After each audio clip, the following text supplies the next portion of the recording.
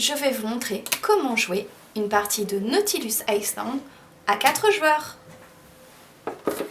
Alors là, nous avons l'installation pour une partie à 4 joueurs. C'est parti!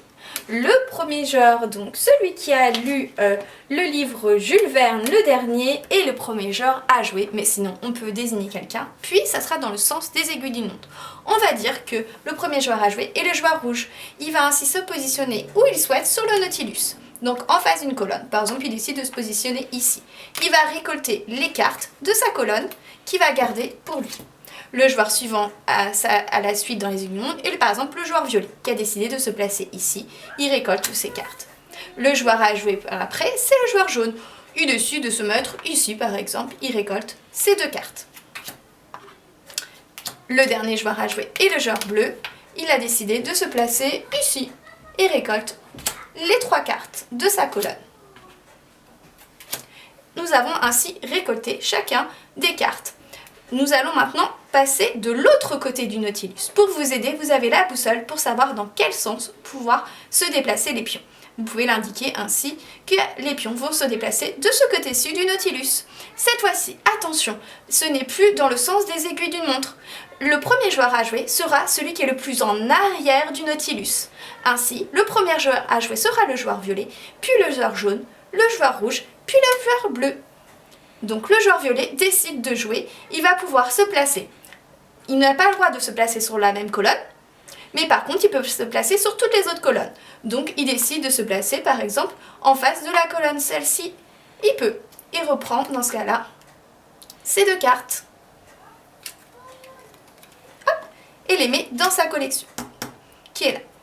Ainsi de suite, le joueur jaune joue également. Donc le joueur jaune, il joue, il décide de se placer. Il n'a pas le droit de se placer dans la même colonne où il est, ou une colonne déjà occupée par un joueur. Mais il décide de se placer juste ici. Et récolte ainsi ses cartes. Le joueur rouge peut décider de, au lieu de récolter, de stocker ses cartes. On va regarder si par exemple on a un exemple. Là par exemple, le joueur pourrait se dire je fais une collection, c'est-à-dire il a 2 cartes de la même couleur. Il peut se dire je ferme ma collection, je décide de stocker ces 2 cartes. Donc il les stocke, il les pose et il récolte le jeton qui est de la même couleur, ce jeton bonus, qui va positionner sur ses cartes. Il peut également, s'il le souhaite, décider de bloquer sa collection, de la fermer. Pour cela, il a le droit à un jeton hublot qui correspond à un nombre de cartes, soit 2 cartes, 3 cartes, 4 cartes, 5 cartes, en fonction du nombre de cartes qu'il a dans sa collection. Ici, nous avons un exemple avec une carte avec 2 cartes. Donc, il pourrait ainsi bloquer sa collection et donc la fermer avec ce jeton. Une fois que celui-ci est fermé, il ne pourra plus rien mettre dans sa collection. Sachez que plus vite vous fermez vos collections, plus vite vous obtenez des points, car les jetons, souvenez-vous, sont rangés dans un ordre croissant. Dans un ordre décroissant, pardon. Donc du coup, le plus fort est au-dessus.